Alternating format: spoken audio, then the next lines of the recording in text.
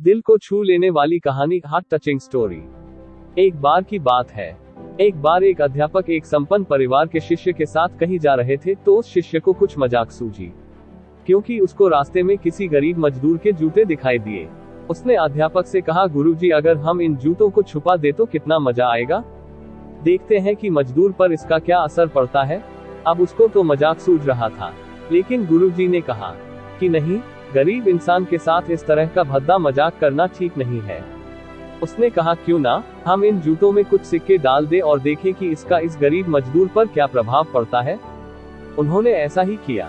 जैसे ही मजदूर अपना काम करके लौटा और उसने एक पांव अपने जूते में डाला, तो उसको कुछ कठोर सा महसूस हुआ।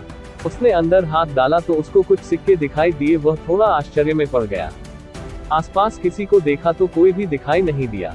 वापस उसने दूसरा पैर अपने जूते में डाला और वापस उसको उसमें कुछ सिक्के दिखाई दिए।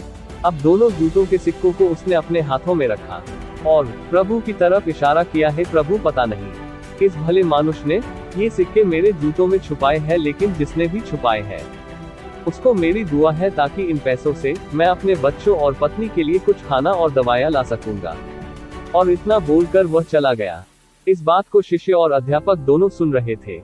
अब अध्यापक ने शिष्य से पूछा कि अब तुम मुझे बताओ कि तुम्हें कैसा महसूस हुआ, तुम्हारी पहले वाली मजाक या मेरा ये तरीका। इसी तरह खुशियां बांटते रहिए, लोगों की मदद करते रहिए और दान करते रहिए जिसके भी आप काबिल हो। जितना भी आपसे बन पड़े दान करें, लेकिन दान जरूर करें। इसका मतलब यह नहीं है कि आपको कंपलसरी या अनिवार्य रूप से इतने रुपए दान करने ही चाहिए, क्योंकि हर किसी की जरूरत अलग अलग हो सकती है।